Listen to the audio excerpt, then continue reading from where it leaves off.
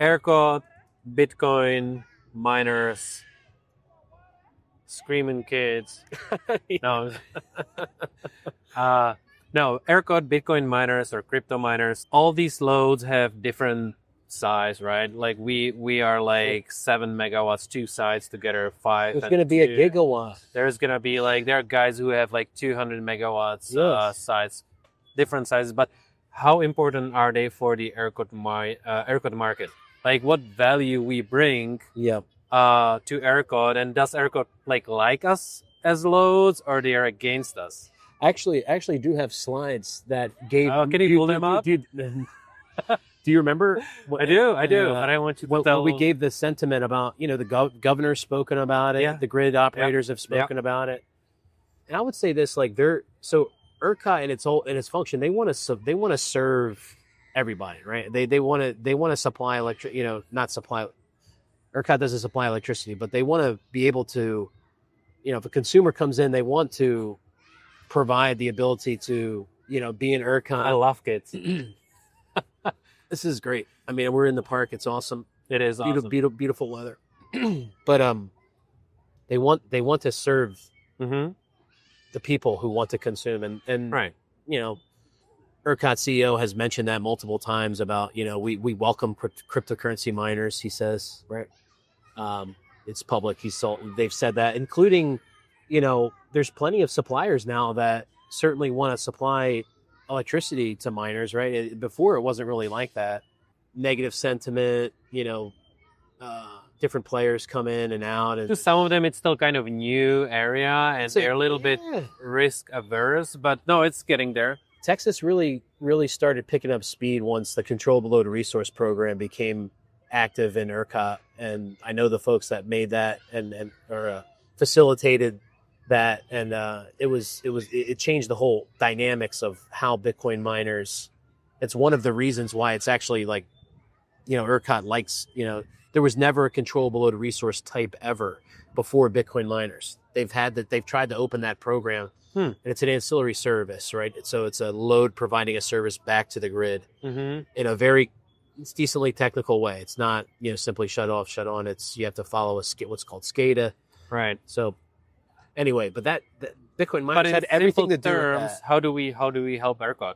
So that's a function that demand response. Yeah, I mean they ERCOT put it to the market that the load, here's a program for loads to get involved with. It's just so happens that Bitcoin miners can do that pretty well. If you can explain it, because just briefly. Well, let me back up first, because controllable load resource is a whole different thing. Right. The only comment I'll make there is that Bitcoin miners had everything to do with making that program, having a resource type participate in that program. Like nobody's ever done that other than Bitcoin miner. Okay. And they still exist. So that's a positive thing for ERCOT. Batteries tried to get in, they couldn't. The dispensation of the batteries, they couldn't work. But as I mentioned, ERCOT wants to serve every type of customer. They welcome Bitcoin miners. It's I've done 7 projects in ERCOT. Like it was relatively friendly for the most part as far as somebody coming in. But at the end of the day, coming in to consume electricity. But at the end of the day, ERCOT, it's a load, right? It's a type of electricity consumer to them, especially the utilities, like how to serve that type of load and how to deliver the electricity. They want a lot of it, right? They want it all the time. And the only way that it really helps in a way, again, like, giving resources back to the ERCOT ultimately in the form of controllable load resource, in the form of, responding to price and not so much, it doesn't really benefit ERCOT that much, but, responding to stress levels of the grid, right? And being able to, curtail and make your energy strategy around volatile periods, right? It may not be a pricing volatile period, but it may be like, demand. Something's wrong. We need to shut down, emergency, right? Bitcoin miners do that very well. They do it the best almost. Fast. You know what I mean? You could do it fast. Yeah. You can send a signal on your computer, hey, do this like immediately. And you'd be like, sure. something you know, a factory it could be making, it could be a making financial shoes gonna do because they just have to keep running, right? Yeah. So It could be financially incentivized or not, and ERCOT likes that, or it provides as long as the miners are transparent with the way that they operate and all of that, and everybody's kind of communicating, well, supplier, qualified scheduling entity, utility, all those entities are all okay. It's good. Everybody's flowing here. It's a really good electricity consumer, just really good, and that's what attracted me the most to Bitcoin miners was that they need a lot of electricity, and they need help to understand the stuff we've been talking about, how it works, how the market works. And if operated well enough, they could do it very effectively and cost effectively. Right. At the end for you, it's like, sure, I could do all of this, but I need to have the cheapest price available to me, right? And cheapest for my customers as well. But to be honest, you really need to know how to do this. I just spoke with somebody who has a site in PJM, and they're on fixed price, and they want to build in Texas, and they're like, oh, we just gonna wrap our head around like how to do it, because it's so different and it's so much more complicated than if you're buying fixed price. Mm-hmm. So there's definitely a steep learning curve we had to go through, but yeah. Yeah, and that's where, like, one of the biggest things that I like to provide clients like you and others is the education around. Yeah, and we appreciate it. You helped us a lot. It's just where, like, there's so many moving parts as you know, and you guys have went through it now, of who's in the market, who's not in the market, who's going to provide me the best service. Something's wrong with the billing because it can happen, right? Nobody is outside of the realm of suppliers, and scheduling entities like breaking the billing stuff. It happens. It's happened for the 10 years I've been in the industry. Even my mentors, 30 years in the industry, it's consistent. But you want the people to be able to pick up the phone and fix the issue, like knowing who can do that for the cheapest price, right? And be able to know when to, maybe at some point the forward markets come down and you want a cheap fixed price, and then you're operating 100% of the time. All you're messing with is 4CP, right? Or the continuous 4CP. You just mentioned 4CP, so that's another thing I wanted to talk about. But yeah, that's an interesting thing. Yeah, go ahead. You want to talk about 4CP now? Yeah. Can you I mentioned it, to very big customers in my previous videos that June, July, August, September are 4CP months. I briefly explained what it is, and what we have to do in order to participate or it's not harvest. It's not I know. It's not participation. That's an inside joke. How to harvest how to harvest and how to get the advantage for next year out of it. So can you just briefly summarize what 4CP is? Yep. And there's a lot going on with 4CP right now. Yeah. Like just in general. So 4CP, four coincidental peaks. It's 4 15-minute intervals once per month, June 1 through September 30 every year. Mm-hmm. So there's 1 June, 1 July, 1 15-minute, August, September. The way the rules that are set now today, and we just went through a legislative session in 2025, so it will more than likely continue for this foreseeable future. There are a lot of people, though, at the Public Utility Commission of Texas level that are, there could be significant changes to 4CP in the way it's described or defined, I should say. But as of today, if you shut down or if you mitigate your demand, you just remove yourself from the grid. So we just curtail, let's say. Yeah, shut down. By power off during that 15-minute interval, your transmission cost obligation or your peak load contribution would be zero because you're not on. So you don't. So if we hit all four. If you hit all it when you say hit, if you're off during the 4 15-minute intervals, right? Yes. For next year. So in January, okay, if you hit all four, that will be the transmission cost recovery factor, which is a delivery cost component, will be completely it will be next to nothing, right? It's the way it's designed. So don't shoot the messenger. It's the way it's designed. And there's a lot of so I talked about the financial, physical, regulatory. Uh-huh. So the regulatory side of 4CP is that Bitcoin miners, they don't pay for transmission costs recovery factor, right? Because they shut down, right?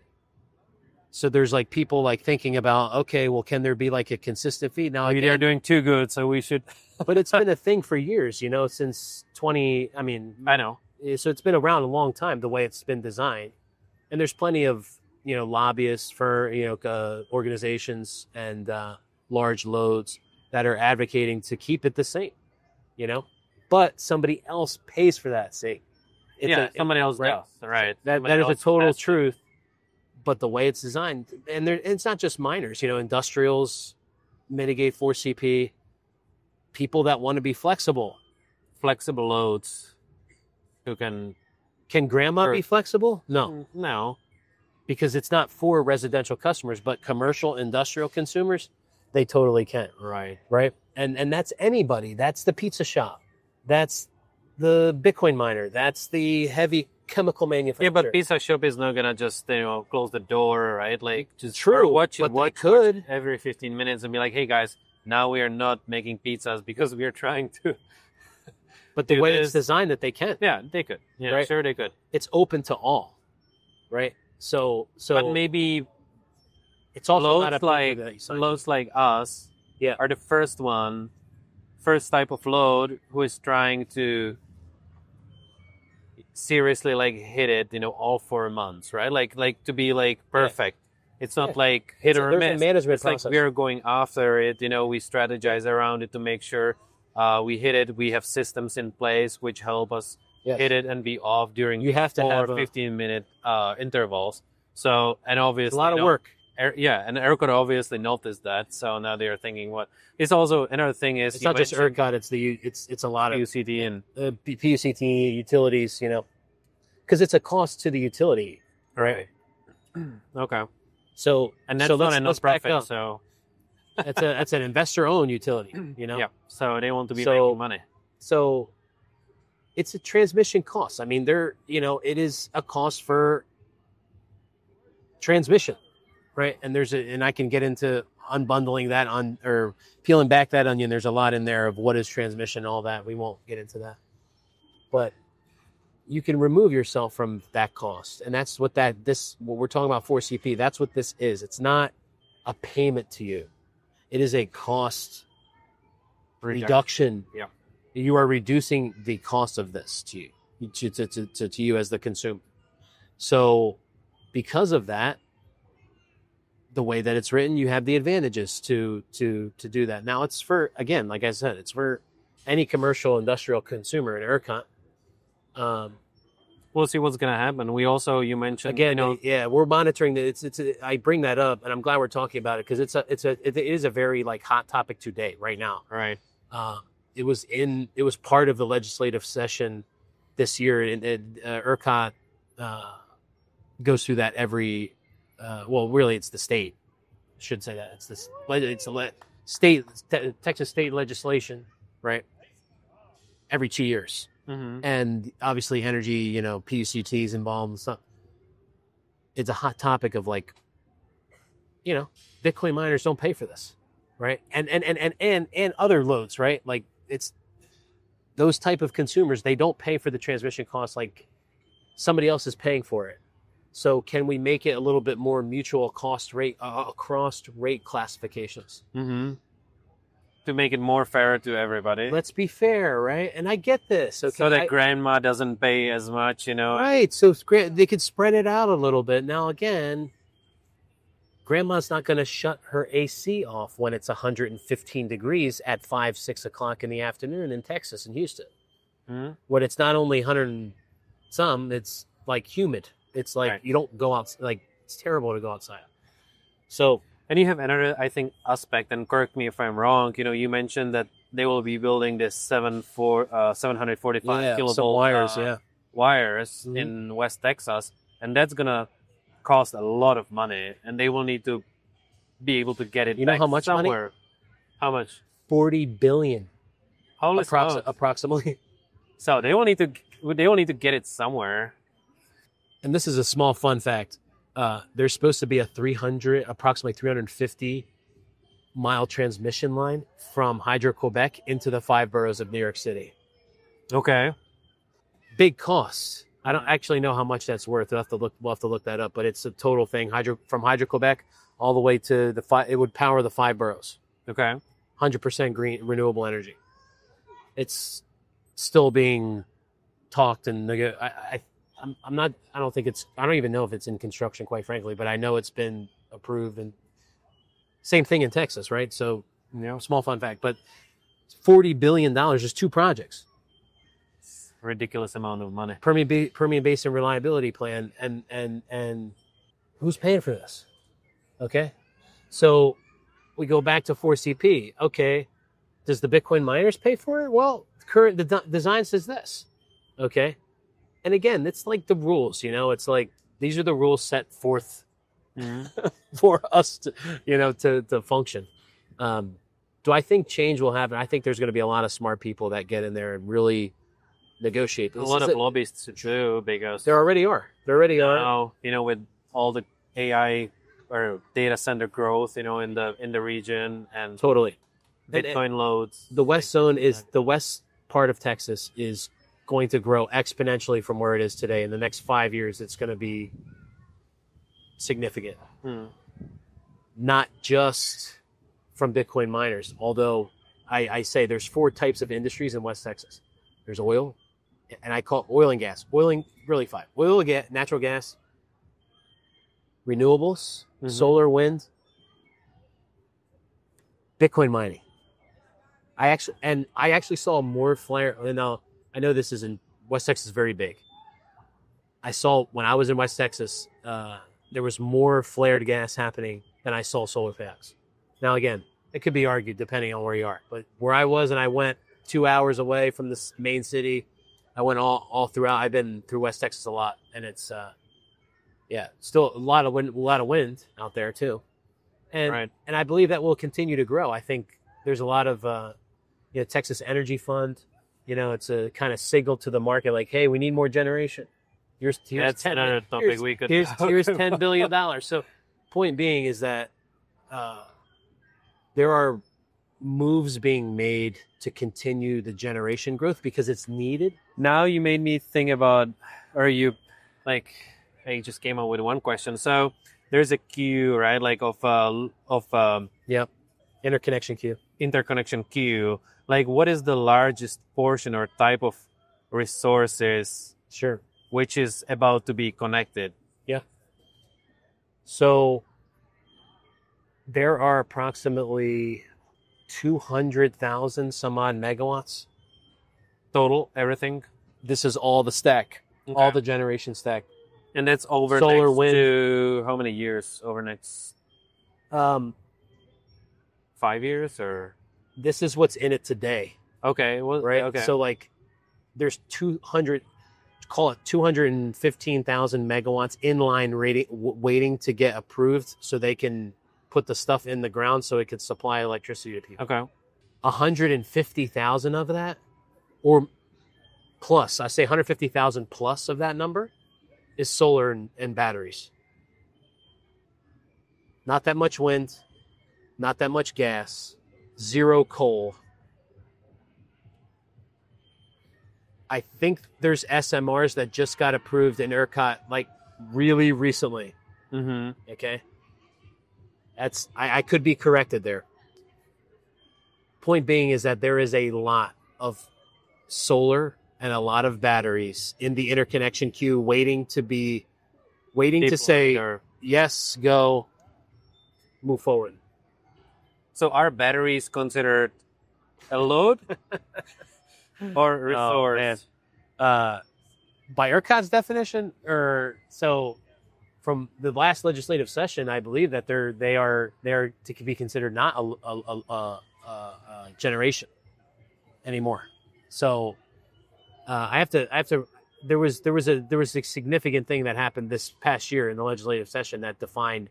I have to look that up to be certain, but one or the other, it's not considered that. And before they were both. is my point.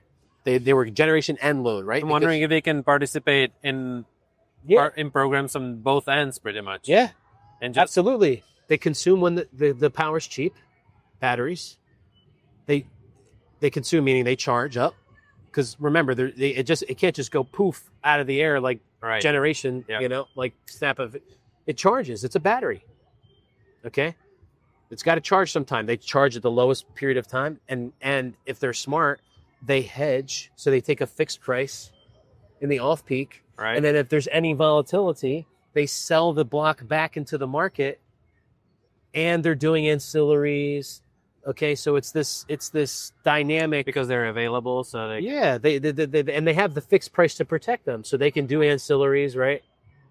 And so sophisticated, but it's a level of sophistication that batteries can function well, and they can take a fixed price anytime it's over $100. They're just going to shut down, you know what I mean, or sell the fixed block, or really they're not going to charge, right? So it's you know what I mean. Yeah. So they'll just buy an off-peak block of energy at a price and do the whole dance there, liquidation into the market.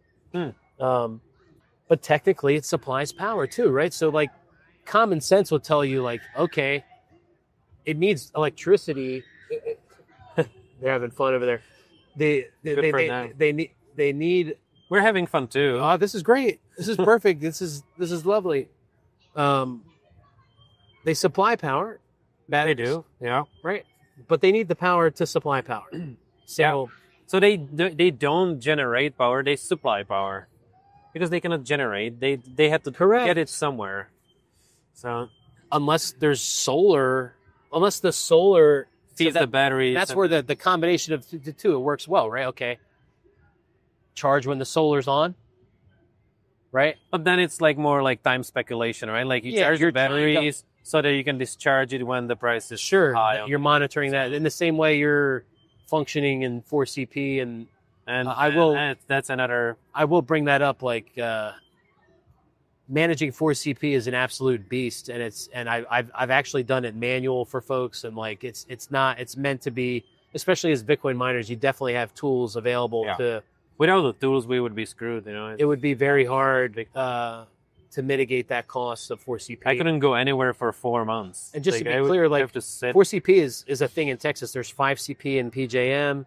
There's 1CP in New York. Huh. Okay, so it's interesting. It's not just in like in the 5CP coincidental peak in PJM. It's 5 1-hour intervals from June to September, and it's not per month. It could be a stretch of 5 hours, right? So you can hit all of your CPs in 5 hours on whatever, July 29th or something, as an example. So just to give you still kind of like more system in Texas. Yeah. That you have one per month. Back to the load, finally, I'll say that there's gas coming on a little bit, though. It's not much in comparison to the solar. Ton of batteries. And in fact, that 150 plus is kind of evenly split. I would say it's actually even now more weighted on the battery side. So what does that mean? What does it all mean? There's volatile assets coming into a market that will create more volatility. One could argue the volatility. We haven't seen many $5,000 a megawatt hour or 500 cents a kilowatt hour prints or settlements this year, right? So you could argue that there is, the solar and the wind, it's all good. It helps, there's no price volatility. Well, until it doesn't, right? And nobody can control how fast the wind blows and, right. How much sun we get, how much output of the solar, right? And people think, okay, 20,000 megawatts. Is it really 20,000 megawatts? Really, because the 20,000, there's, if you look at the operating reserve in ERCOT, you could tell the difference. Like you see, like we have 100,000 megawatts available, but we only have 70,000 on, and you can tell that nameplate capacity is different than what's actually being the generation being pumped into the grid. So another thing to keep your eye on when you're talking about generation stack and how it affects price, and all that. Solar, clouds are over the solar, could be a problem. True. No, so it's really exciting, to be It's a very market, and you mentioned like sophisticated, challenging, but exciting too. yeah. I mean, if you can get your handle on it and really understand it, it's definitely not for the faint of heart. You can get a handle of it, but at the same time, it changes every week, every month, Totally. you know, and like this July wasn't the same as last year's July. August was So- total difference. And then August was totally different than July. Absolutely. It's just like, and you have to change the strategy and as you go. So It's very you can- dynamic. You can, very dynamic. You cannot just fall asleep and just think that everything will be automatic. And But most people want that. They want that fixed price, you know? Sure. That way they could fall asleep and just say, forget it. Yeah. You know, and I'll mention this too. A lot of miners don't have access and have the ability to even get a fixed price due to the credibility. because they require collateral and all that stuff. And I mentioned it in previous videos too, when we were negotiating our new contract, you know, that there was a point of time where it looked like, you know, we will be required to pay hundreds of thousands of dollars collateral money, which would sit somewhere on somebody's bank account, you know, Suppliers. just to cover the credit risk. But, you know, Yep. thanks to also your help, we were able to negotiate new contract, which doesn't require this, you know, so, That's a lot of it's hard, like when people say like, what do you do, and like, you know, talk to me about what you do. It's very hard because the value is in like a really technical piece of the process, like having no collateral or mild credibility requirements to engage with a retail electric provider. Like, what are you talking about? You know, what does that mean? It means that you can go buy electricity in a market and not have to pay a deposit or pay a very small amount of deposit, or, you know, be able to negotiate with the supplier terms that are favorable to you, the consumer. You know, and getting folks to getting suppliers to compete like over that, like, you know, this one's offering this and this. Okay, what can you, you know, it's a marketplace. Like, give me the best deal. there's a lot of work behind it to negotiate, and You guys Make it happen. you guys are one of the most rigorous. You know, you guys, and that's Thank you. credit to you guys. You guys really, we're trying to be thorough. And yeah, it was incredibly thorough, and it goes to credit to how you guys just really fine tune the strategy of how you procure electricity, because it's all on a piece of paper, man. And we've talked about this. You know, am I actually selling, or, you know, first of all, you know, I'm not a rep or a queasy. I'm the guy who helps manage all those partnerships. right, But the suppliers, they're not like handing you a thumb drive with an electron on it, or you know what I'm saying? Or they're not like handing you, you know, we're going to go have dinner, right? They're not giving you a platter of electrons to go, here you go, here, and here's the price for it. Here's the cost to serve you for it. It's a piece of paper, right? And it's a financial transaction that the energy banks, I call them, or the retail electric providers, they're providing you that. You can't just go do this.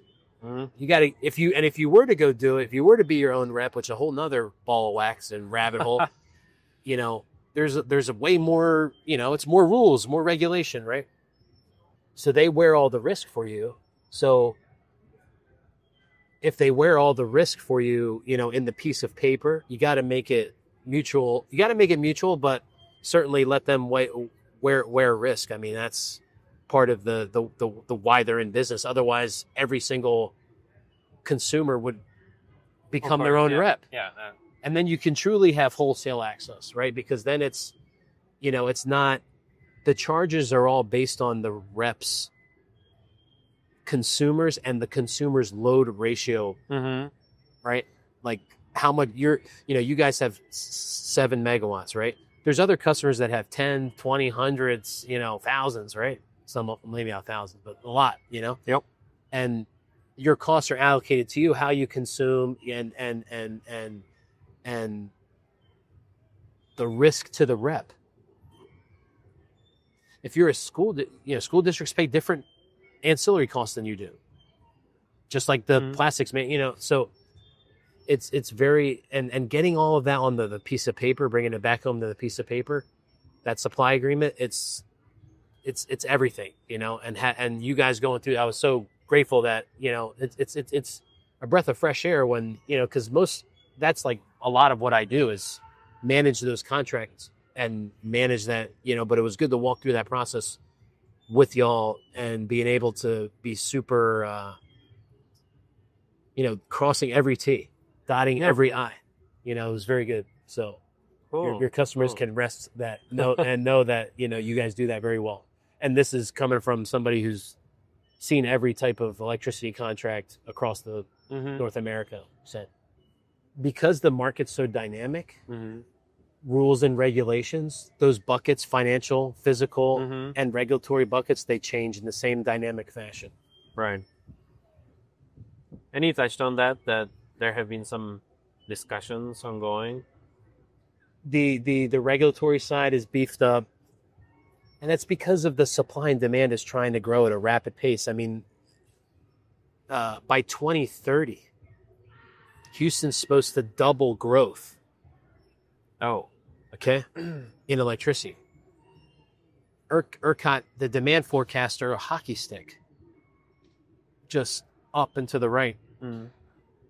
It's concerning for a lot of those guys. I mean, right. you get these requests to come in, I want 100 megawatts, I want 1,000 megawatts, and it's all big stuff. It's the big data center boys. It might not happen, but they're just sending their requests. Yeah, right? And I would urge people, a lot of folks, it's kind of, if you just Google like Texas electricity, the word data centers and AI is going to come up, and forecast and demand and stuff, and just there is a lot of noise with that, because again, going back to what I was saying before about how the moment that electricity is generated, it has to consume. So it's not like, especially now the way the economics are with generation assets, nobody's just going to go build 1,000 megawatts to hope somebody's going to come and consume it. So it has to grow in that dynamic fashion. Like, okay, you need a megawatt right now? Okay, go next, and it's going to keep growing in that fashion. But again, like spinning up another 50,000 megawatts is a lot, huge undertaking, huge. And the 745 kilovolt lines, 745,000 volts. There's only one that exists in the U.S. right now, in AEP, up Indiana, parts of AEP, that area there. I mean, that's a huge undertaking. This is now the physical stuff. It has to all get built, for it to be actually real. We could come back here in 5 years, right? Do another episode and say, it actually worked. Now, there's the lines are in, the load is 100. Can you imagine 150,000 megawatts in ERCOT? It's almost double the size. Right. One state. So again, the marketing and the media are going nuts with that. So just take that with a grain of salt, but just know that there's definitely change is coming. Market is still going to continue to grow. Texas is the ninth largest economy in the world. Very friendly, business friendly. So and that's great. You know what I mean? So like the Texas stuff will continue to grow. It's the Lone Star. They're going to continue to do their thing. But I guess like the speed, like how fast you're going to press the gas on it is really. Party's getting started. Yeah, here. It's good that we're closing. But no, it's good times in Texas, and proceed and don't ask the questions like you guys always do. There's a lot of questions out there as to how the market's changing, and when's the fixed pricing going to come back, and where COVID levels are. But we'll see. It's good. It's good. It's not. If you have somebody you can trust to help you navigate it, and that's why I tell people, doing this alone is a very difficult thing. And then if okay, well, who do I choose? You got to choose people that have been in the market a long time. I think we've got the right partners. So, I mean, I've only got 10 years, right? I appreciate that. Thank you. But the strength is in the people that have taught me over 40. Right? To know, like, hey, like, this is a volatile time. You should really consider doing X, Y, Z. Again, we're not going to force anybody to do anything. We just want to provide the most transparent data so you can make those decisions. Being in the market and knowing the market is very valuable right now. Knowing when to move. So Good. Thank you. Thank you very much. It was a pleasure. Thank you for your time today, and thank you for the partnership and working with us. Yes, thank you. So this was second half of the interview with Blaze. Thank you for watching. I hope you found it interesting. And if you have not watched the first part, go back. We'll leave a link down in the description section, but also here right on the video. So thanks for watching and see you next time. Bye.